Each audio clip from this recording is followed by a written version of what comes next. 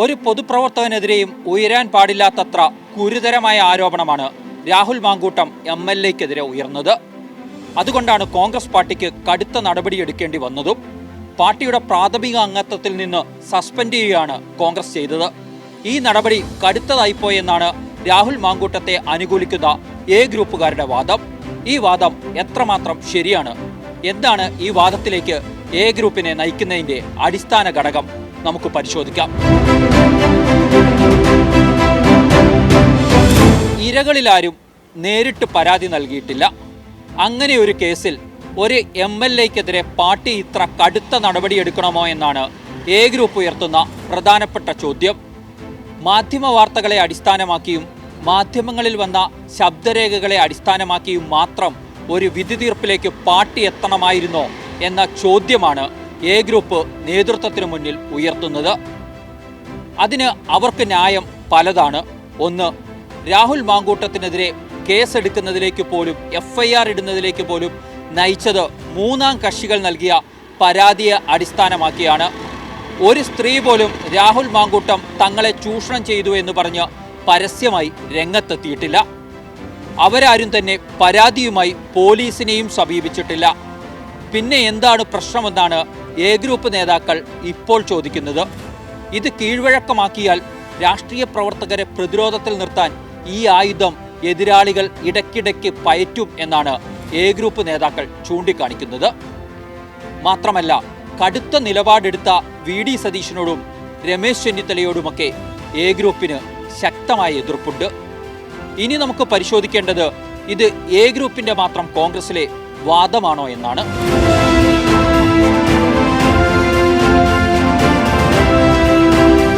അങ്ങനെയല്ലെന്നതാണ് വസ്തുത.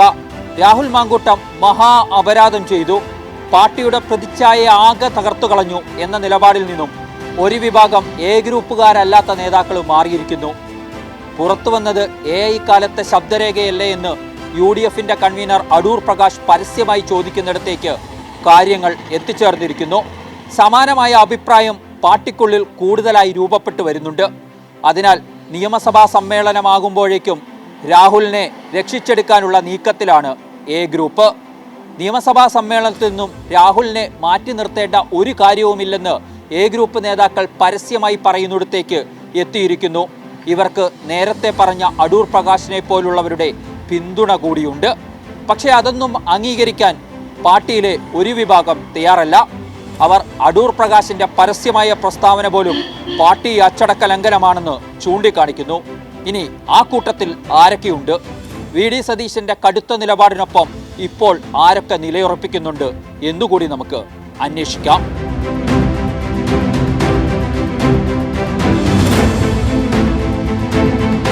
രാഹുൽ മാങ്കൂട്ടത്തെ യൂത്ത് കോൺഗ്രസിന്റെ അധ്യക്ഷ സ്ഥാനത്ത് നിന്ന് മാത്രം മാറ്റി നടപടികൾ ഒതുക്കാനുള്ള ആദ്യ നീക്കം തകർത്തു കളഞ്ഞത് VD സതീശനാണ്. ആ VD സതീശനൊപ്പം രമേശ് ചെന്നിത്തല എന്ന മുതിർന്ന നേതാവും കടുത്ത നിലപാട് തന്നെ സ്വീകരിച്ചിരുന്നു. അതുകൊണ്ട് തന്നെ എ ഗ്രൂപ്പിന്റെ ഇപ്പോഴത്തെ നീക്കം VD സതീശനെ കൂടി ലക്ഷ്യമിട്ടുകൊണ്ടുള്ളതാണ് എന്ന് അദ്ദേഹവും തിരിച്ചറിയുന്നുണ്ട്. അതിനാലാണ് ഈ തീരുമാനം ഒറ്റയ്ക്കെടുത്തതല്ല എന്ന് VD സതീശനെയും രമേശ് ചെന്നിത്തലയും അനുകൂലിക്കുന്നവർ ചൂണ്ടിക്കാണിക്കുന്നത്. എല്ലാ നേതാക്കളുമായി കൂടിയാലോചന നടന്നിട്ടുണ്ട്. അത് രാഷ്ട്രീയകാര്യ സമിതി അംഗങ്ങൾ, MPമാർ, KPCC ഭാരവാഹികൾ എന്നിവരേക്കുമൊക്കെയായി ടെലഫോണിൽ KPCC അധ്യക്ഷനും അതുപോലെ VD സതീശനും ആശയവിനിമയം നടത്തിയ ശേഷമാണ് പാർട്ടിയിൽ നിന്ന് സസ്പെൻഡ് ചെയ്യുക എന്ന കടുത്ത നിലപാടിലേക്കും കാര്യങ്ങൾ നീക്കിയത്. അതുകൊണ്ട് തന്നെ തീരുമാനത്തിന്റെ ഉത്തരവാദിത്വം തനിക്ക് മാത്രമല്ല എന്ന് VD സതീശനും ഉറച്ചു വിശ്വസിക്കുന്നുണ്ട്. തീരുമാനം പ്രഖ്യാപിച്ചത് KPCC അധ്യക്ഷൻ സണ്ണി ജോസഫാണ്. പാർലമെന്ററി പാർട്ടിയിൽ നിന്നുകൂടി സാങ്കേതികമായി മാറ്റി നിർത്തപ്പെട്ടു കഴിഞ്ഞു എന്നതും മാധ്യമങ്ങളെ അറിയിച്ചത് സണ്ണി ജോസഫാണ്.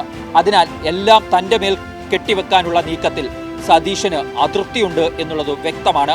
പക്ഷേ അപ്പോഴും താനെടുത്ത നിലപാടിൽ നിന്ന് സതീശൻ പിന്നോട്ട് പോയിട്ടില്ല. രമേശ് ചെന്നിത്തലയും സമാന നിലപാടിൽ ഉറച്ചു നിൽക്കുകയാണ്.